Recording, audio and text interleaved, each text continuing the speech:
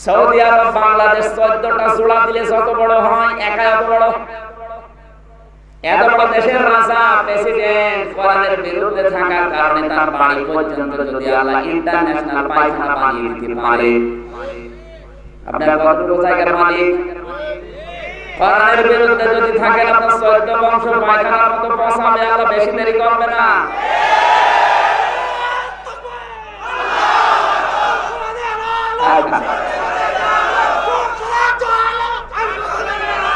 আমি আর নিচে নামলাম না, এর পরে যদি কেউ মনে করে আমি বুঝি না, এদিকে আসুন, আপনাকে আগে বোঝাচ্ছি তারপর সামনে যাচ্ছি।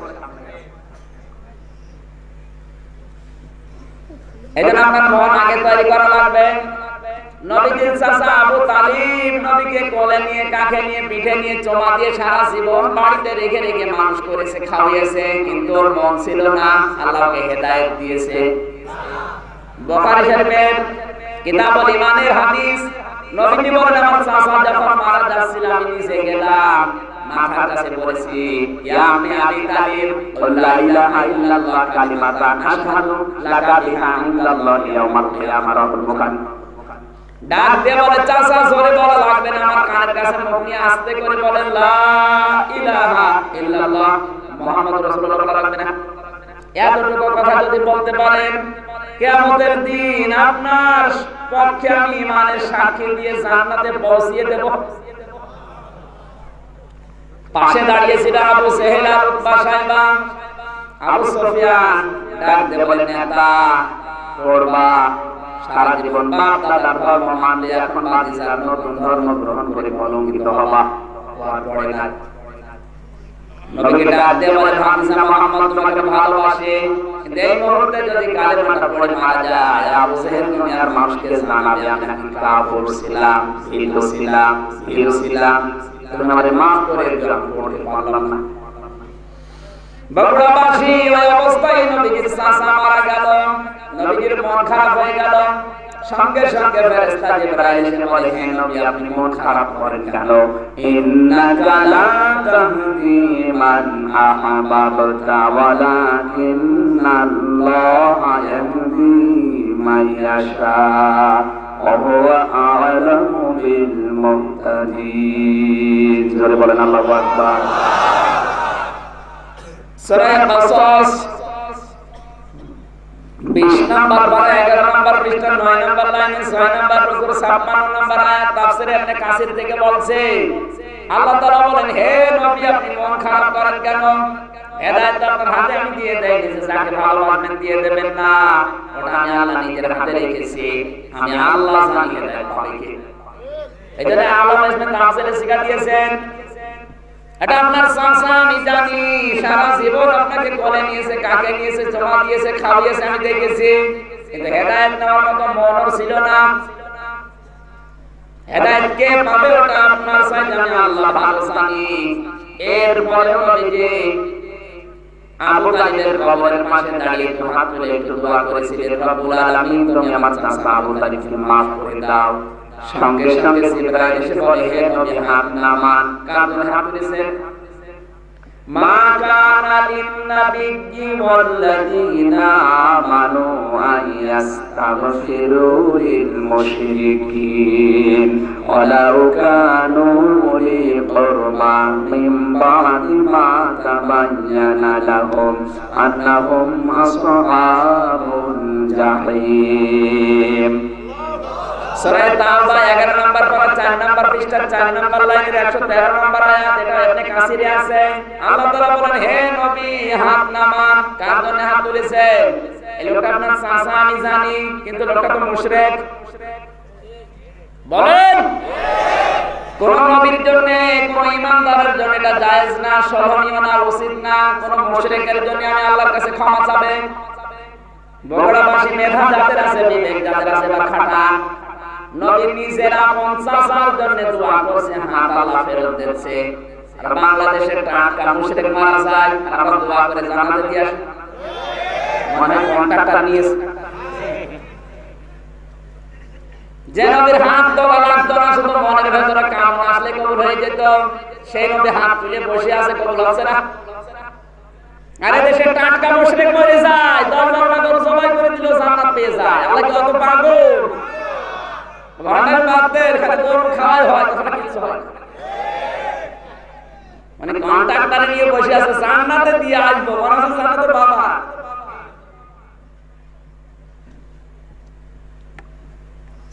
এবার অনেকের প্রশ্ন আসতে পারে, আমার বাবা 30 বছর 45 বছর 46 বছর আগে মরে গেছে, আমার বাবা জান্নাতে না জাহান্নামে, আমি কিভাবে টের পাবো? টের পাওয়ার দরকার নেই, আপনাকে দেখিয়ে দিচ্ছি। কোরআনে কারিমে আপনার বাবা মরেছে মাত্র 46 বছর আগে, আর কোরআনে কারিমে আল্লাহ দলিল দিয়েছে 1500 বছর আগে। আপনার বাবা কোথায় আমি বলবো? রাগ করবেন না। আল্লাহ রাব্বুল আলামিন বলেন, আমিনান নাসি মাইয়াতাখিযু মিন দুনিল্লাহি আমদাদা ইউহিব্বুনাহুম কাহুব্বিল্লাহ ওয়াল্লাযীনা আমানু আশাদ্দু হুব্বান লিল্লাহ ওয়ালাউ ইয়ারাল্লাযীনা যালামু ইয ইয়ারাউনাল আযাবা আন্নাল কুওয়াতা লিল্লাহি জামিআ ওয়া আন্নাল্লাহা শাদীদুল আযাব।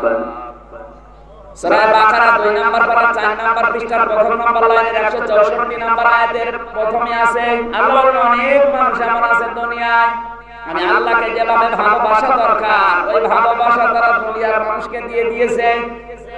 আজ আপনি বাংলাদেশের দিকে তাকান, অনেকে আল্লাহর চাইতে তার বাবাকে বেশি ভালোবাসে।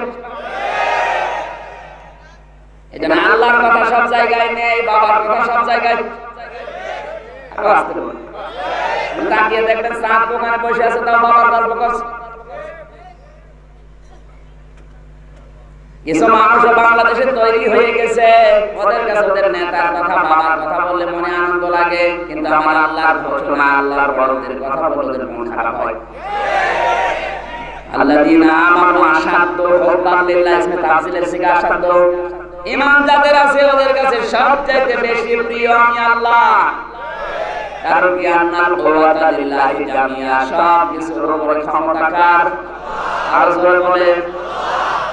এই থিওরিটা বাংলাদেশে অনেক মানুষের ভেতরে নেই, অনেক মানুষের বিশ্বাসে এই ক্ষমতার উৎস জনগণ। আর আসতে বলেন এই আয়াত অনুযায়ী আপনি কি ফতোয়া দেবেন? ক্ষমতার উৎস যে লোকটা বিশ্বাস করে থিওরি মানে যে জনগণ, এই আয়াত আপনাকে কিয়ামতের বিপক্ষে সাক্ষী দিয়ে জাহান্নামে নিয়ে যাবে। এরকম মুশরিক বাংলাদেশে মরে যায়, আমি কিন্তু বলি না যে আপনার বাবাই মুশরিক ছিল, বলেছি। এখন যদি পড়ে যায় আমি করব কি? আপনার বাবা এখন কোথায় আপনি চিন্তা ভাবনা করেন, আমার বলা লাগবে না। হ্যাঁ, বলে দিলি ভালো। তো আরামে আছে।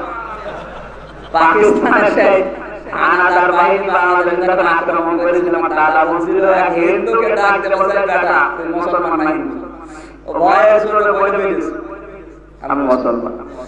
তুই মুসলমান তাহলে কালেমা বল, বলছে লা ইলাহা ইল্লা আনতা সুবহানাকা ইন্নী কুনতু মিনাজ জালিমিন। পাক হানাদার বাহিনী বলে বেটা বিয়াদব, এটা তো মুসিবতের দোয়া। হিন্দু বলছে স্যার আমি কি কম মুসিবতে আছি? বলছে বলি এখানে আমি যে কম মুসিবতে আছি টের পাচ্ছে।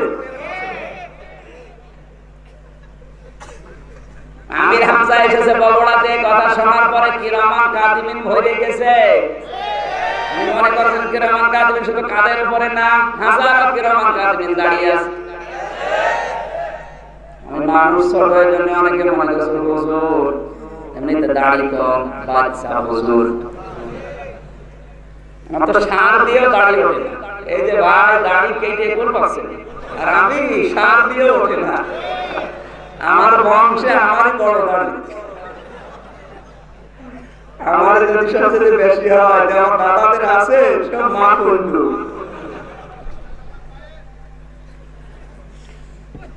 আমাদের শিক্ষা নিতে হবে আজকের মাহফিল থেকে শুধু আশা চাওয়ার কাজ জাগানা। একটা আয়াত থেকে কোন মানুষ যদি শিক্ষা নিতে না পারে, বেকার হয়ে যায় একটা ঘন্টায় লস। কথা বলছেন কেন? সুতরাং আজকের তেলাওয়াত কিন্তু আয়াত থেকে এমন কিছু পড়ে নিয়ে যাওয়া লাগবে যেন এটা জান্নাতের পাথে হয়। জোরে বলেন আমিন। আপনার মন আছে কিনা আগে দেখেন। আপনার যদি মন না থাকে আমির হামজা না, জিবরাইল ফেরেশতা এসে ওয়াজ করলো আপনার কাজ হবে। আপনার মন আছে তো? কারণ আমি তার বানিয়ে কথা বলবো না। আমি কোরআনের আয়াত, পারা, পৃষ্ঠা, লাইন, রুকু, সূরার নাম, তাফসীরের নাম, হাদিসের নাম সব বলে দিচ্ছি, আপনি লিখে নেন, বাড়িতে মিলাবেন, দেখবেন এই কথাগুলো লেখা আছে। এত দলিল দিয়েও যদি কারো মন ঘুরে না আসে, বুঝতে হবে কপালে হেদায়েত নেই। সে আল্লাহ আমাদেরকে তার কোরআন থেকে হেদায়েত নেওয়ার মতো মন দিয়ে আজকের এই ময়দান পর্যন্ত এনেছেন। খুশি হয়ে বলেন আলহামদুলিল্লাহ। দরুদ পড়ছি, সালাম পাঠাচ্ছি আমাদের নবী মুহাম্মদ রাসূলুল্লাহ সাল্লাল্লাহু আলাইহি ওয়াসাল্লামের প্রতি, যিনি হক বিষয়ে সবচেয়ে বেশি গুরুত্ব দিয়েছেন। নবীজির সেই জীবনের শুরু থেকে সবচেয়ে বেশি ছিল হক। কি ছিল? আমরা তো অনেক হক বুঝি না। সিরাত ইবনে হিশাম থেকে শোনাচ্ছি, হালিমাতুস সাদিয়া রাদিয়াল্লাহু তাআলা আনহা বলেন, তিনি কিন্তু ওই সময় মুশরিক, যে সময় নবীকে ছোটবেলায় কোলে তুলে নিয়েছিলেন। ডান স্তনটা দিলেন, নবীজি পান করেছেন, বাম স্তন দিয়েছেন, নবীজি মুখ বের করে নিলেন। তিনবার মুখ বের করে নিয়েছেন। হযরত হালিমা বলেন, বারবার মুখ বের করে নেওয়া দেখে নবীজির চেহারার দিকে তাকালাম, দেখি নবী আমার দিকে তাকিয়ে আছে। চোখের ইশারা দিয়ে যেন বোঝাতে চায়, মা হালিমা আপনি জোর করেন কেন? ডান স্তনটা আমার অধিকার, আমি তো পান করেছি। বাম স্তনটা আমার নাম, আমার দুধ ভাই আব্দুল্লাহ, আপনি কেন জোর করেন? পৃথিবীতে আমি ভাইয়ের হক নষ্ট করার জন্য আসি না, এসেছি ভাইয়ের হক ফিরিয়ে দেওয়ার জন্য। বগুড়াবাসী কি বুঝলাম এই হাদিস থেকে? যেই নবী মায়ের কোলে বসে ভাইয়ের হক নষ্ট করে না, সেই নবীর উম্মত যত বড় হয় ভাইয়ের হক মারা শ্রম হয়। এলাকায় শরীক ফাঁকি দেওয়া মানুষ আছে না নেই? ভাইয়ের জমি ফাঁকি দিয়ে যাও দলিল করে নিজের নামে লিখে নিয়েছে। বোনের জমি ফাঁকি দিয়ে ওই জমি বিক্রি করে উনি হজে যাচ্ছে আলহাজ হওয়ার জন্য। তোমার হজ কবুল হওয়ার কথা চিন্তা বিমানবন্দর আসবে না।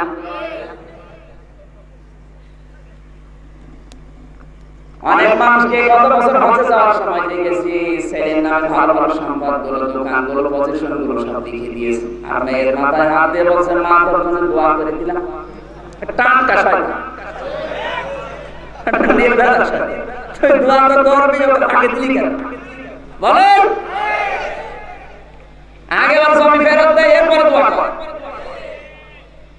শরীক ফাঁকি দিলে তিনটা ক্ষতি হয়, তিরমিজির হাদিস। এক নম্বরে যারা শরীক ফাঁকি দিয়েছেন, ভাই, বোন, ছেলে, মেয়ে, এমনকি জনগণ, শরীক যারা ফাঁকি দিয়েছেন, যতদিন আপনি ফেরত না দেবেন ততদিন জীবনের কোন ইবাদত আপনার মাথার উপরে উঠবে না। দুই নম্বরে আপনি মরণের সময় বেঈমান হয়ে মারা যাবেন। তিন নম্বরে যে সম্পদগুলো, অর্থগুলো, টাকা পয়সাগুলো ফাঁকি দিয়ে এক জায়গায় রেখে গেছেন, আপনি কিন্তু ভোগ করতে পারেননি, ওই টাকা আপনি মরণের পরে আপনার ছেলে, মেয়ে, স্ত্রী, পুত্র ওগুলো আরো অবৈধ কাজে ব্যয় করবে, আর সবগুলো বিকাশ হয়ে আপনার কবরে যাবে। বিকাশ বুঝেন? তাহলে ক্ষতি হয়ে গেল আমাদের তিনটা। যারা শরীক ফাঁকি দেয়, এক নম্বরে জীবনের ইবাদত বন্দেগী শেষ, দুই নম্বর মরণের সময় ঈমান নসিব হয়নি, বেঈমান, তিন নম্বরে কিয়ামত পর্যন্ত ওই সম্পদ যত অবৈধ কাজে ব্যয় হবে, ফ্লাক্সি লোড হয়ে বিকাশ হয়ে কবরে আসতে তারা আযাব আরো বাড়ছে। কথা বলেন? এবার আল্লাহকে সাক্ষী রেখে বলেন তো, শরীক ফাঁকি দিয়েছেন কারা? হাত তোলেন দেখি।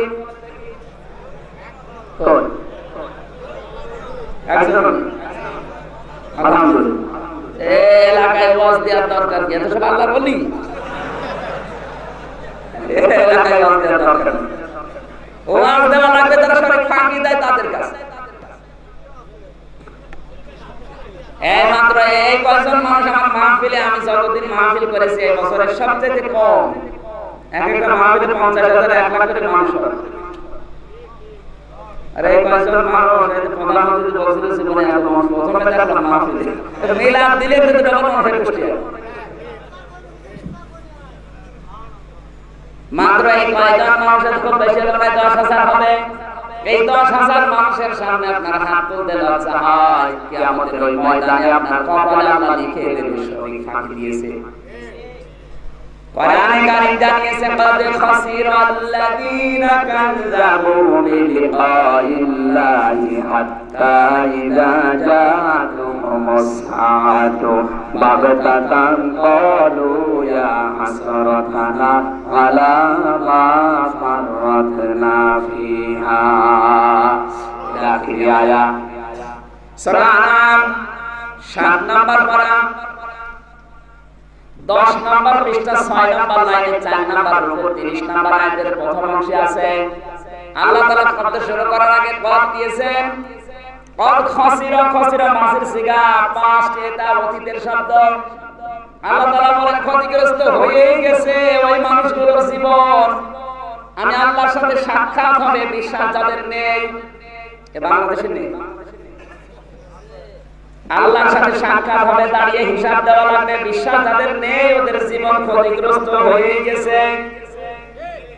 হঠাৎ করে যখন তাদের সামনে মরণ চলে আসে, তখন পেছনের দিকে তাকায় আর বলে আফসোস, আমার জীবনের জন্য আমি কি করেছি। আর যখন কিয়ামত আসবে, আমার আল্লাহ বলেন হুম ইয়াহমিলুনা আওসারহুম আলা সুহুরিহিম, ওয়া মানে এবং হুম মানে তারা ইয়াহমিলুনা হামালা, ইয়াহমিলু মানে বহন করা।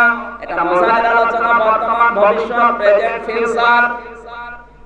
সারের বহুবচন আওসার আলা মানে উপরে, সুহুর মানে পিঠ, হিম মানে তাদের। কিয়ামতের দিন তাদের পাপের বোঝাকে আল্লাহ পিঠের উপর চাপিয়ে দিতে থাকবে। আল্লাহ দেবে তা না, দিতেই থাকবে। তার মানে কি আল্লাহ যখন আওসার দিয়েছেন, পৃথিবীতে আপনি যদি চলমান কোন গুনাহ করে যান, কান লাগান, সাদকায়ে জারিয়া যদি থাকে, দুনিয়ায় গুনাহে জারিয়া আছে না নেই? আপনার যদি গুনাহে জারিয়া কায়েম করা থাকে, আপনি হয়তো মারা গেছেন, 50 বছর হায়াতে 50 মণ গুনাহ করেছিলেন, মরে গেলেন। মরণের পরে কিন্তু আমার আল্লাহ 50 মণ গুনাহ চাপিয়ে দিয়েছে আপনার পিঠের উপরে। আপনার হিসাব শেষ নাকি না? আল্লাহ সার দিত। কোরআনের প্রতিটি শব্দে লক্ষ লক্ষ কথা লুকিয়ে আছে, শুধু টেনে বের করা দরকার। আমি একটা দুইটা না, বিশ্ববিদ্যালয়ে প্রায় 12টা তাফসীরে আওসারের সাথে মিলিয়েছি। মুফাসসিরিন ইকরাম আওসার শব্দের ব্যাখ্যা দিয়েছেন। আপনি যদি 50 বছর হায়াত নিয়ে 50 মণ গুনাহ করে মারা গেছে, এই 50 মণ আল্লাহ চাপিয়ে দিলে শেষ হয়ে যেত না। আপনার উপরে গুনার বোঝাগুলো আল্লাহ চাপাতেই থাকবে। কারণ কি আপনি 50 বছর হয়তো 50 মণ গুনাহ করে মরে গেলেন, কিন্তু এমন সন্তান রেখে গেছেন, সন্তান কিন্তু বসে নেই, ও 180 মাইল থেকে চালাচ্ছে। আপনি এমন সংগঠন তৈরি করেছেন, সে সংগঠনের ছেলেরা মেয়েরা বসে নেই, ওরা দেদারসে গুনাহ করছে। আপনি এমন দল তৈরি করে গেলেন, আপনি মারা গেছেন কিন্তু দলের লোক তো বসে নেই। যতদিন ওই দলের ওই সংগঠনের ওই ছেলে ওই মেয়ে ওই স্ত্রী অপরাধ করবে, সব ফিলাক্সিল হয়ে আপনার আমলনামায় যাবে। গুনাহ ছিল 50 মণ, এখন হচ্ছে 500 মণ। এরকম জীবন তো বাংলাদেশে কারণ নেই, আছে মানে আমাদেরই।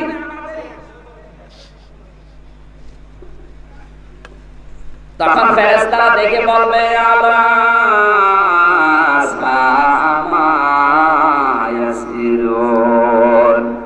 নিকৃষ্ট বোঝাই লোকটা ভ্রমণ করে নিয়ে যাচ্ছে, বলে নাউজুবিল্লাহ। শরীর ফাঁকি দেওয়া খুব কঠিন গুনাহ। এলাকায় যদি কেউ পড়ে থাকে আর মাহফিলে এসেছেন ভালো হওয়ার জন্য, সকালবেলা আপনি ফেরত দেন, তারপরে নামাজ পড়েন। কথাটা সব কয়েকজন অনেকের মন খারাপ হয়ে গেল না, মানে হয়তো অনেকের মন খারাপ করে বসে আছে। যে কটা মন খারাপ বুঝবেন ফাঁকি দেওয়ার জন্য তাড়াতাড়ি হাসে। নবীর উপরে দরুদ পড়ছে, এইজন্য তিনি হক বিষয়ে, অধিকারের বিষয়ে সবচেয়ে বেশি সচেতন ছিলেন। আল্লাহ আমাদেরকে এরকম সচেতন হওয়ার যেন তৌফিক দেন, জোরে বলেন আমিন।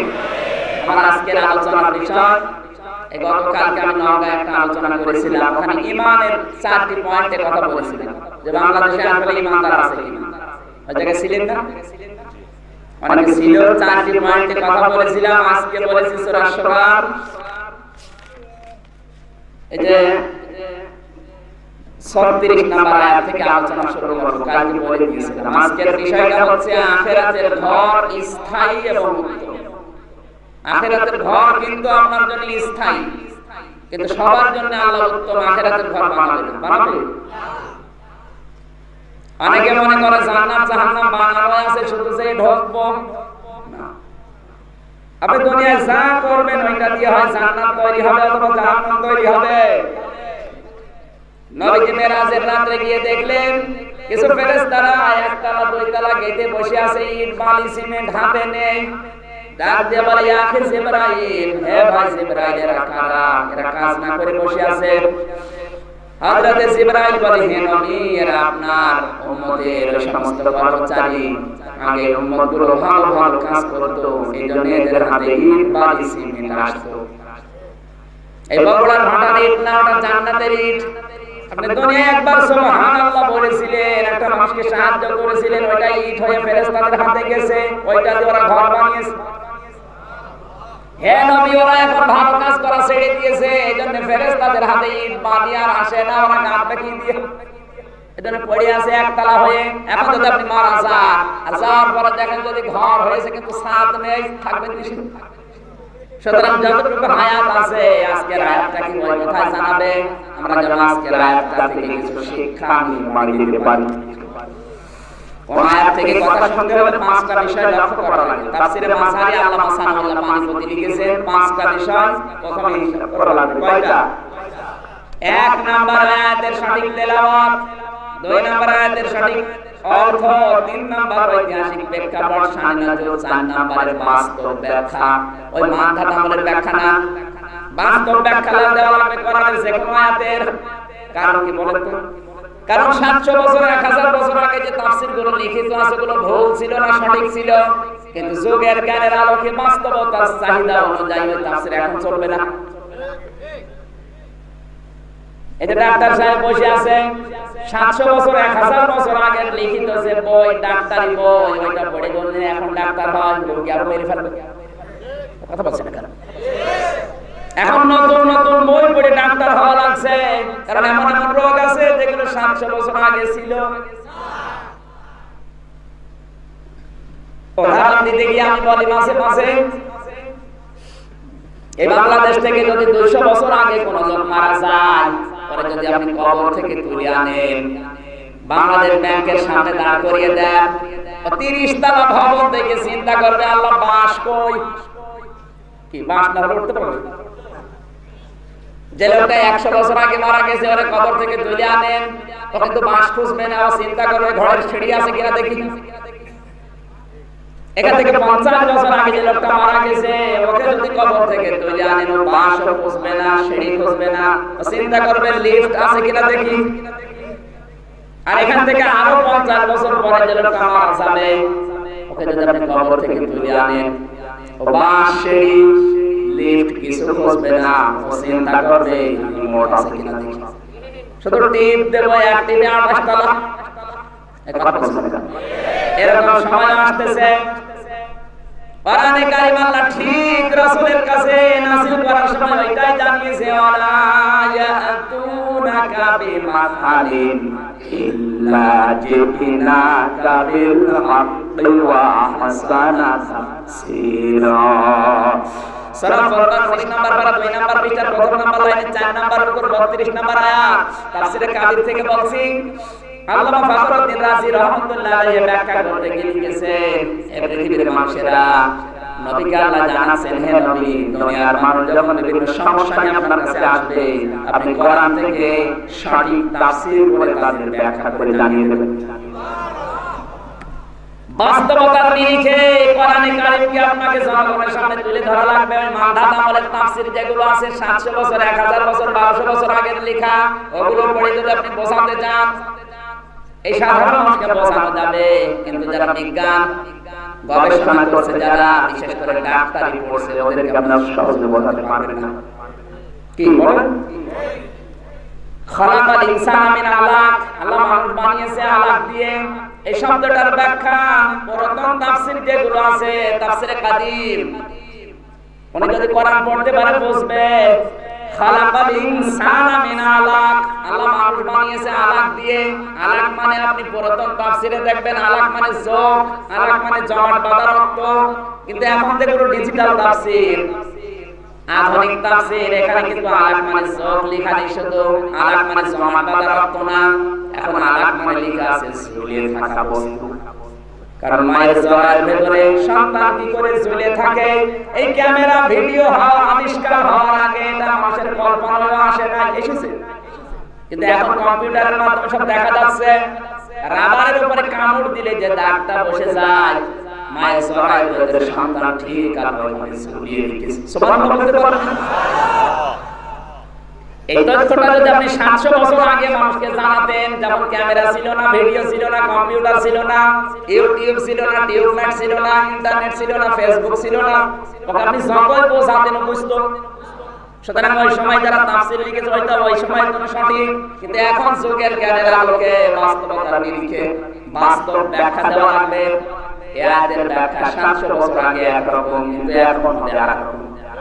এখন কি দিয়ে বলা হবে? কম্পিউটার দিয়ে। কি দিয়ে বলেন? কোরআনে কারিমে আল্লাহ 1000 বছর আগে একটা আয়াত দিয়েছেন কি, ওয়াইদু লাহুম মাস্তাতাতুম মিন কুওয়াতিন ওয়া মির রিবাতিল খাইরি তুরহিবুনা বিহি আদুওয়াল্লাহি ওয়া আদুওয়াকুম ওয়া আখারিনা মিন দুনিহিম। এদিকে তাকান। সূরা আনফাল 10 নম্বর পারা 3 নম্বর পৃষ্ঠা 9 নম্বর লাইন 13 নম্বর লাইনে 60 নম্বর আয়াতের প্রথম অংশে আছে আল্লাহ তাআলা বলেন, হে নবী, হে মুসলমানেরা, পৃথিবীতে ইসলাম ধ্বংস করার জন্য ওরা সেইটা হাতে নিয়েছে, তোমরা ওইটা উল্টিয়ে ইসলামের পক্ষে কাজে লাগাও। ইসলাম দুনিয়ার দিকে তাকান। মুসলমান ধ্বংস করার জন্য ওরা হাতে নিয়েছে কি? সবচাইতে বড় বেশি মিডিয়া। কথা বলা লাগবে। এই যে টবি মাথায় দেওয়া মানুষগুলো আলেমদেরকে আজ পৃথিবীর সামনে সবচাইতে বেশি কালার করেছে কিন্তু তথ্য সন্ত্রাস। আলেমদের নামে যে নতুন নতুন উপাধিগুলো লাগিয়েছে, এটা পৃথিবীর নতুন শব্দগুলো যারা লাগিয়েছে, ছোটখাটো মেধা থেকেও শব্দ আসে না, আলেমদের নামে লাগিয়েছে তেতুল হুজুর। আমি আন্দাজে না ছিলি একটু বুঝুন। তেতুল হুজুর এই শব্দটা পৃথিবীর নতুন শব্দ। কোন মেধা থেকে এসেছেন আপনি দেখেছেন? ছোটখাটো কোন মেধার কাজ না, সেখান থেকে এসেছে। আমি নাম বললাম না। আগুন সন্ত্রাসী এই শব্দটা পৃথিবীর নতুন শব্দ, সেখান থেকে ও শব্দ আসে না, ও মেধা লাগে। আর এই জায়গায় আপনি তথ্য দিয়েছেন, ওই ইসলামের পক্ষে কোনদিন তথ্য কাজে লাগাবে না, লাগাবে ইসলামের বিপক্ষে। এই যে আজ ইসলাম প্রচার করতে আমরা পারি না, এখানে কথা বলতে খুব বেশি হলো 10,000 মানুষ শুনছে। কিন্তু আজ আমাদের হাতে যদি মিডিয়া থাকতো, টিভি চ্যানেলগুলো আজ যদি মুসলমানদের হাতে থাকতো, তথ্য যদি মুসলমান ইমানদারদের হাতে থাকতো, এটা তামাম দুনিয়ায় ছড়িয়ে দেওয়া 1 মিনিটে 1 আদমি। এগুলো তো আমরা ছড়াতে পারি না। আমরা ছড়াতে পারি কিরণ মালার, বজ্রমালার কট কয়টি। কারণ বাংলাদেশে এখন 36টা চ্যানেল চলছে ভারতের, তাও আইন পাস করে বৈধ করা হয়েছে। আর ইসলাম প্রচার করার জন্য কিছু থাকলে আর আইন পাস করে এটা নিষিদ্ধ করা হচ্ছে। তো ওরা ইসলাম ধ্বংস করার জন্য মিডিয়া হাতে নিয়েছে, আমাদের হাতে একটা মিডিয়া নেই।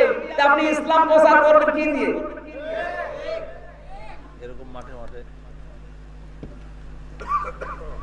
অনেক মানুষ আজ ফতোয়া বের করছে, এটা যদি আজ আমরা টিভির মাধ্যমে প্রচার করি, তাহলে হুজুরের চেহারা দেখা গোনার কাজ মেয়েদের জন্য, গোনা হবে, দরকার নেই, বাদ দেন। এরকম কথা দেশে বলে না? বাংলাদেশে যত হুজুর আছে, কাবা শরীফের ইমাম আব্দুর রহমান সুদাসির চাইতে বেশি শিক্ষিত, বেশি আল্লাহকে ভয় করে। কাবার ইমাম শুধু ইমামতি করে খায় তা না, মানে একজন ডক্টর, উম্মতপুরা, মক্কার উম্মতপুরা বিশ্ববিদ্যালয়ের অধ্যাপক, ওই দেশের প্রধান বিচারপতি, আমরা মনে করি শুধু ইমামতি করে খায়। এই লোকটা যখন কাবা শরীফে বক্তব্য দেয়, কোন সেমিনারে কথা বলে, সঙ্গে সঙ্গে ওটা ইউটিউবে, টিউবম্যাটে, ইন্টারনেটে, ফেসবুকে ছেড়ে দিচ্ছে। ওনার নাম্বার আছে, আপনি যদি জানেন আপনি কথা বলতে পারবেন। উনি কি জানে না যেটা তামাম দুনিয়ার 228টা রাষ্ট্র আছে, যদি ছড়িয়ে যায় আর মেয়েরা যদি আমার চেহারা দেখে আমার গুনাহ হবে, জানেন এই কথা বলা লাগবে। উনি জানার পরে কেন ছেড়ে দিচ্ছে বলেন? উনি খুব ভালো করে জানে কাবা শরীফে বক্তব্য দিলে খুব বেশি হলো 70 লাখ মানুষ শুনবে, শেষ। কিন্তু এটা যদি আমি ইন্টারনেটে দিতে পারি, আমার এই 1 ঘন্টার বক্তব্যটা তামাম দুনিয়ায় 7,500 কোটি মানুষের কাছে ছড়িয়ে দিতে 1 সেকেন্ড সময় লাগে। আজ আমরা ফতোয়াবাজি করে করে এগুলো সব ওদের হাতে দিয়েছি, আর ওরা আমাদের 12টা বাজাচ্ছে। সারা দিন মেয়েরা বসে বসে এখন সিরিয়াল দেখে, আর ওগুলো দেখে দেখে নিজের চরিত্র বানাচ্ছে।